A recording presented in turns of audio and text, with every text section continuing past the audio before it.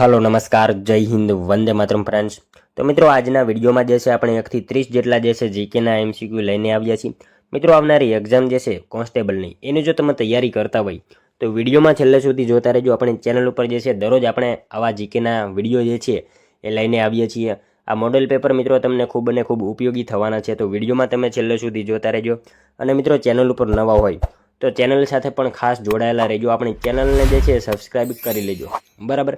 તો ચાલો શરૂ કરીએ। ક્વેશ્ચન નંબર 1, ગુજરાતના કયા શહેરમાં રાણીની વાવ આવેલી છે? મિત્રો ગુજરાતના જે છે એ કયા શહેરમાં રાણકી વાવ આવેલી છે? મિત્રો સાવ ઇઝી ક્વેશ્ચન છે। પાટણમાં જે છે એ રાણકી વાવ આપણને જોવા મળશે। પાટણ ખાતે જે છે એ રાણીની વાવ આવેલી છે। રાણીની વાવ મિત્રો સોલંકી વંશના રાણી ઉદયમતીએ તેમના પતિ ભીમદેવ પહેલાની યાદમાં બંધાવી હતી। વર્ષ 2014માં ખાસ યાદ રાખજો, 2014ના વર્ષમાં મિત્રો તેને યુનેસ્કો વર્લ્ડ હેરિટેજ સાઇટમાં સ્થાન મળ્યું હતું। અને 100 રૂપિયાની નવી ચલણી નોટ જે છે એના પર પણ આપણને આ રાણકી વાવનો જે છે એ ચિત્ર જોવા મળે છે।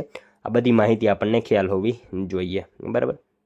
જોઈએ મિત્રો ત્યારબાદનો બીજો ક્વેશ્ચન, પંચાયતી રાજનો અમલ ગુજરાતમાં ક્યારથી થયો હતો? પંચાયતી રાજ, બરાબર, એનો અમલ જે છે ગુજરાતમાં ક્યારથી થયો? શું આવશે મિત્રો અહીંયા? 1 એપ્રિલ 1963થી, બરાબર। ઓપ્શન સી રાઈટ આન્સર બનશે। પંચાયતી રાજનો અમલ જે છે ગુજરાતમાં ક્યારથી? તો 1 એપ્રિલ 1963થી જે છે પંચાયતી રાજનો ગુજરાતમાં અમલ થયો હતો। મિત્રો ગુજરાતમાં પંચાયતી રાજના અમલ સમયે મુખ્યમંત્રી હતા ડૉક્ટર જીવરાજ મહેતા। ખાસ યાદ રાખજો, ગુજરાતમાં જે છે એ પંચાયતી રાજના અમલ સમયે મુખ્યમંત્રી કોણ હતા? તો ડૉક્ટર જીવરાજ મહેતા જે છે એ ગુજરાતમાં પંચાયતી રાજના અમલ સમયે મુખ્યમંત્રી હતા। ખાસ યાદ રાખજો, આ પ્રશ્ન પણ પૂછાઈ શકે, બરાબર, એટલા માટે યાદ રાખજો કે પંચાયતી રાજનો અમલ ગુજરાતમાં થયો તે વખતે ગુજરાતના મુખ્યમંત્રી કોણ હતા? તો ડૉક્ટર જીવરાજ મહેતા જે છે એ મુખ્યમંત્રી હતા। ખાસ યાદ રાખજો। અને મિત્રો ભારતમાં પંચાયતી રાજની શરૂઆત જે છે સૌપ્રથમ રાજસ્થાનના નાગોર જિલ્લામાં થઈ હતી, એ બાબત પણ ખ્યાલ હોવી આપણને જોઈએ, બરાબર। જોઈએ ત્યારબાદનો નેક્સ્ટ ક્વેશ્ચન, દાંડીકૂચની શરૂઆત કયા વર્ષમાં થઈ હતી? મિત્રો દાંડીકૂચ એની શરૂઆત જે છે એ કયા વર્ષમાં થઈ હતી? તો 1930માં જે છે એ દાંડીકૂચની શરૂઆત થયેલી હતી। ખાસ યાદ રાખજો। જોઈએ ત્યારબાદનો નેક્સ્ટ ક્વેશ્ચન, સૂર્યમંડળનો કયો ગ્રહ લાલ ગ્રહ તરીકે ઓળખાય છે? સૂર્યમંડળનો મિત્રો કયો ગ્રહ જે છે એ લાલ ગ્રહ તરીકે ઓળખાય છે? શું આવશે અહીંયા? મંગળ ગ્રહ જે છે એ લાલ ગ્રહ તરીકે ઓળખાય છે। ખાસ યાદ રાખજો, મંગળની સપાટી પર રહેલા આયર્ન ઓક્સાઇડને કારણે જે છે તે લાલ દેખાય છે। અને મંગળ પાસે 2 ચંદ્ર છે, બરાબર, મતલબ 2 ઉપગ્રહ છે, એને ફોબોસ અને ડીમોસ, એ માહિતી પણ આપણને ખ્યાલ હોવી જોઈએ। ત્યારબાદનો ક્વેશ્ચન જોઈએ, હૃદયના ધબકારા માપવા માટે કયા સાધનનો ઉપયોગ થાય છે? મિત્રો હૃદયના ધબકારા માપવા માટે જે છે એ નીચેનામાંથી કયા સાધનનો ઉપયોગ થાય છે? શું આવશે અહીંયા? સ્ટેથોસ્કોપ આવશે, રાઈટ આન્સર ઓપ્શન સી બની જશે। હૃદયના ધબકારા માપવા માટે જે છે એ કયા સાધનનો? તો સ્ટેથોસ્કોપ જે છે એ સાધનનો ઉપયોગ કરવામાં આવે છે હૃદયના ધબકારા માપવા માટે। મિત્રો તમને વિડીયો ગમતો હોય તો એક લાઇક કરજો, અમે તમારી પાસે માત્ર એક લાઇકની આશા રાખીએ છીએ, તો એક લાઇક તમે જરૂર કરી દેજો। જોઈએ ત્યારબાદનો નેક્સ્ટ ક્વેશ્ચન, સિંધુ ખીણની સભ્યતાનું કયું નગર માન્ચેસ્ટર તરીકે ઓળખાતું હતું? મિત્રો સિંધુ ખીણની સભ્યતાનું કયું નગર જે છે એ માન્ચેસ્ટર તરીકે ઓળખાતું હતું? કયું હશે મિત્રો અહીંયા રાઈટ આન્સર? લોથલ જે છે ને, લોથલ આપણો રાઈટ આન્સર બની જશે। સિંધુ ખીણની સભ્યતાનું કયું નગર? તો લોથલ જે છે એ માન્ચેસ્ટર તરીકે પણ ઓળખાતું હતું। લોથલ મિત્રો અમદાવાદ જિલ્લાના ધોળકા તાલુકામાં આવેલું છે, એ બાબત પણ આપણને ખ્યાલ હોવી જોઈએ। ત્યારબાદનો ક્વેશ્ચન જોઈએ, મૌર્ય વંશની સ્થાપના કોણે કરી હતી? મિત્રો મૌર્ય વંશ એની સ્થાપના જે છે એ નીચેનામાંથી કોણે કરી હતી? સાવ ઇઝી ક્વેશ્ચન આપેલો છે, ચંદ્રગુપ્ત મૌર્ય રાઈટ આન્સર બની જશે ઓપ્શન સી, બરાબર।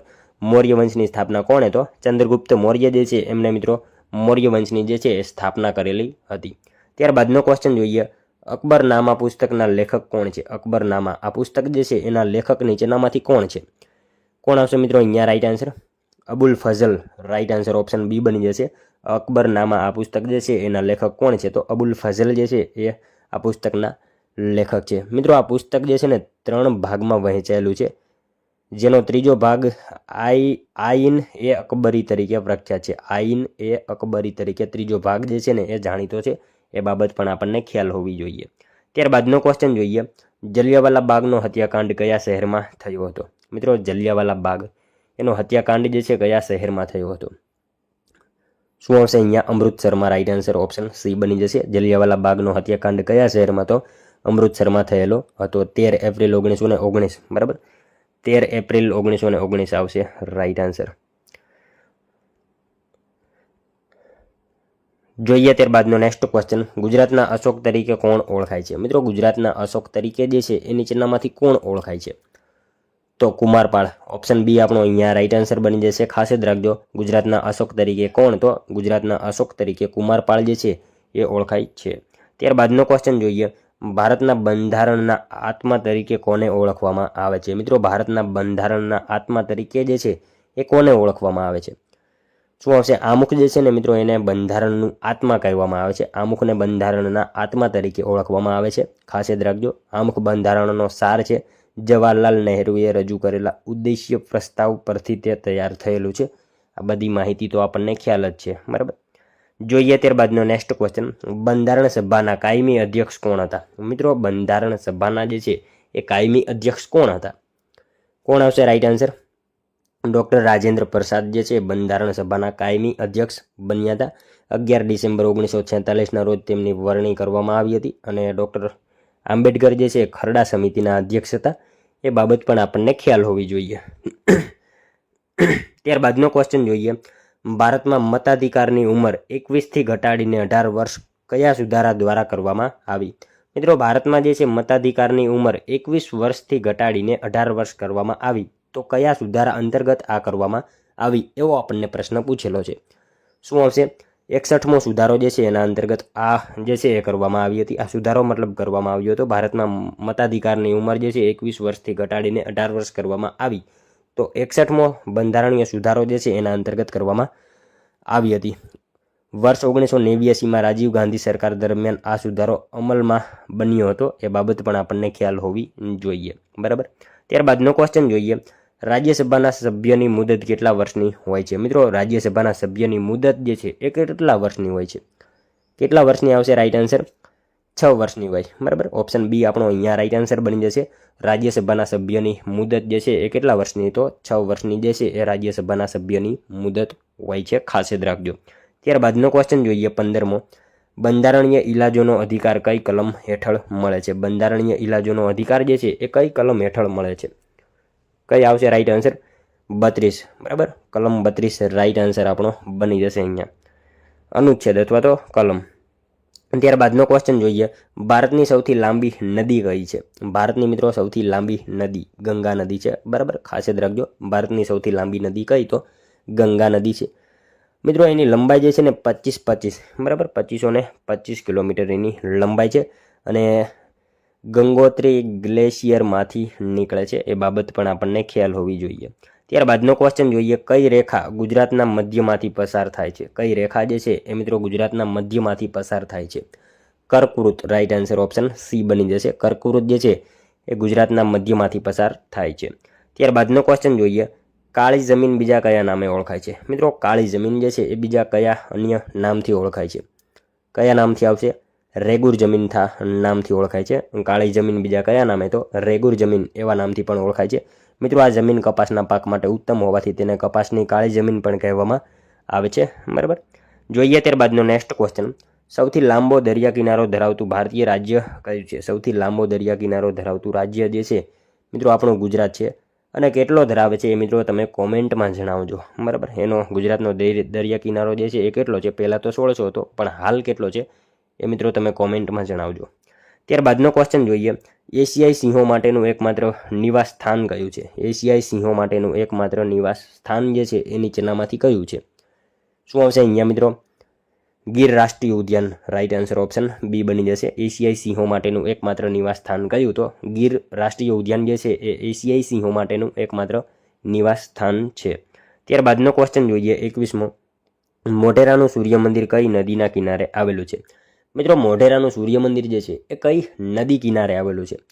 શું આવશે મિત્રો? સાવ ઇઝી ક્વેશ્ચન છે. પુષ્પાવતી નદી કિનારે મોઢેરાનું સૂર્ય મંદિર આવેલું છે. મિત્રો આ મંદિર સોલંકી વંશના રાજા ભીમદેવ પહેલાએ બંધાવ્યું હતું. ખાસ યાદ રાખજો, આ મંદિર જે છે ને સોલંકી વંશના રાજા ભીમદેવ પહેલાએ બંધાવ્યું હતું. તેની વિશેષતા એ છે કે સૂર્યનું પ્રથમ કિરણ સીધું ગર્ભગૃહમાં જે છે એ પડે છે. એ બધી માહિતી તો આપણને ખ્યાલ જ છે, બરાબર. ત્યારબાદનો ક્વેશ્ચન જોઈએ, તરણેતરનો મેળો કયા જિલ્લામાં ભરાય છે? મિત્રો તરણેતરનો મેળો જે છે એ સુરેન્દ્રનગર જિલ્લામાં ભરાય છે. ઓપ્શન બી આપણો અહીંયા રાઈટ આન્સર બની જશે. ત્યારબાદનો ક્વેશ્ચન જોઈએ, કયું શહેર પુસ્તકોની નગરી તરીકે ઓળખાય છે? નીચેનામાંથી કયું શહેર જે છે એ પુસ્તકોની નગરી તરીકે ઓળખાય છે? શું આવશે? નવસારી આવશે. બરાબર, નવસારી આપણો રાઈટ આન્સર બનશે. નવસારી જે છે ને એ પુસ્તકોની નગરી તરીકે ઓળખાય છે. સયાજીરાવ ગાયકવાડના સમયથી અહીંયા મિત્રો વાંચન સંસ્કૃતિનો મોટો વિકાસ થયો હતો, માટે પુસ્તકોની નગરી તરીકે ઓળખાય છે. ખાસ યાદ રાખજો. ત્યારબાદનો ક્વેશ્ચન જોઈએ, સીદી સઈદની જાળી કયા શહેરમાં આવેલી છે? મિત્રો સાવ ઇઝી ક્વેશ્ચન છે. અમદાવાદમાં આવશે. સીદી સઈદની જાળી ક્યાં? તો અમદાવાદમાં જોવા મળશે. ત્યારબાદનો ક્વેશ્ચન જોઈએ, ભવાઈના પિતા તરીકે કોને ઓળખવામાં આવે છે? મિત્રો ભવાઈના પિતા તરીકે જે છે એ નીચેનામાંથી કોને ઓળખવામાં આવે છે? કોણ આવશે? અસાહિત ઠાકર. બરાબર, ઓપ્શન એ આપણો અહીંયા રાઈટ આન્સર બની જશે. ભવાઈના પિતા તરીકે કોને? તો અસાહિત ઠાકર જે છે એમને મિત્રો ભવાઈના પિતા તરીકે ઓળખવામાં આવે છે. એમણે મિત્રો ભવાઈના આશરે 360 જેટલા વેશ લખ્યા છે, જેમાં રામદેવ પીરનો વેશ જે છે ને એ સૌથી જૂનામાં જૂનો ગણાય છે. એ બાબત પણ આપણને ખ્યાલ હોવી જોઈએ.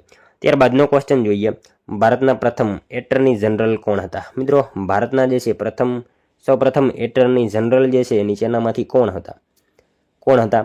MC સેતલવાડ. બરાબર, MC સેતલવાડ જે છે ભારતના સૌપ્રથમ એટર્ની જનરલ હતા. મિત્રો એટર્ની જનરલ ભારત સરકારના મુખ્ય કાયદાકીય સલાહકાર હોય છે. બરાબર. ત્યારબાદનો ક્વેશ્ચન જોઈએ, સાબરમતી નદી ક્યાંથી નીકળે છે? સાબરમતી નદી જે છે એ ક્યાંથી નીકળે છે? રાજસ્થાનના ઢેબર સરોવરમાંથી સાબરમતી નીકળે છે. બરાબર, આપણે સૌ જાણીએ છીએ. રાજસ્થાનના ઉદયપુર જિલ્લામાંથી નીકળી ખંભાતના ખાતને મળે છે.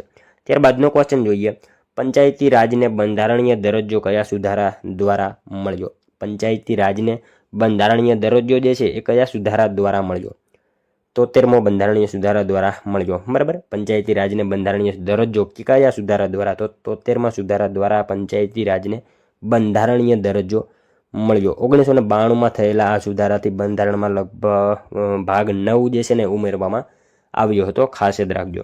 ત્યારબાદનો ક્વેશ્ચન જોઈએ, બંધારણના કયા ભાગમાં રાજ્યનીતિના માર્ગદર્શક સિદ્ધાંતો આપેલા છે? બંધારણના મિત્રો કયા ભાગમાં જે છે એ રાજ્યનીતિના માર્ગદર્શક સિદ્ધાંતો આપવામાં આવેલા છે? શું આવશે? ભાગ 4માં આપવામાં આવેલા છે. ઓપ્શન સી આપણો અહીંયા રાઈટ આન્સર બનશે. બંધારણના ભાગ 4માં જે છે એ રાજ્યનીતિના માર્ગદર્શક સિદ્ધાંતો જે છે એ આપવામાં આવેલા છે. જોઈએ મિત્રો ત્યારબાદનો લાસ્ટ 31મો ક્વેશ્ચન, જેનો આન્સર જે છે ને એ મિત્રો તમારે કોમેન્ટમાં જણાવવાનો રહેશે. બરાબર, સ્ટેચ્યુ ઓફ યુનિટીની ઊંચાઈ કેટલી છે? સ્ટેચ્યુ ઓફ યુનિટી એની મિત્રો ઊંચાઈ કેટલી છે? મિત્રો આમાં હું તમને એક હિન્ટ આપી દઉં. સ્ટેચ્યુ ઓફ યુનિટી બરાબર એ નર્મદા જિલ્લામાં કેવડિયા મતલબ એકતા નગરમાં આવેલી છે અને વિશ્વની સૌથી ઊંચી પ્રતિમા છે. બરાબર, આ મેં તમને હિન્ટ આપી દીધી છે સ્ટેચ્યુ ઓફ યુનિટી વિશે. એની મિત્રો તમારે હવે ઊંચાઈ કેટલી છે ને એ એક આન્સર તમારે કોમેન્ટમાં જણાવવાનો રહેશે.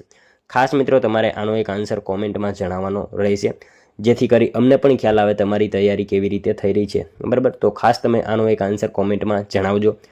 અને મિત્રો આ હતો વિડીયો. જો તમને વિડીયો પસંદ આવ્યો હોય તો એક લાઇક કરજો, તમારા મિત્રો જોડે આ વિડીયોને શેર કરજો, જેથી એમને પણ આ વિડીયો ઉપયોગી બને. અને મિત્રો આપણી ચેનલ ઉપર જો તમે નવા હોય તો ચેનલ સાથે પણ ખાસ જોડાયેલા રહેજો. આપણી ચેનલને જે છે સબસ્ક્રાઈબ કરી લેજો, જેથી કરી દરરોજ આપણે જે છે આ મોડેલ પેપર મૂકીએ તો તમારા સુધી પહોંચી જાય. બરાબર, તો મિત્રો આ હતો વિડીયો. જો તમને વિડીયો પસંદ આવ્યો હોય તો લાઇક કરજો, શેર કરજો, સબસ્ક્રાઈબ કરજો અને મળશું હવે આપણે કાલે બીજા વિડીયોમાં. ત્યાં સુધી જય હિન્દ, વંદે માતરમ.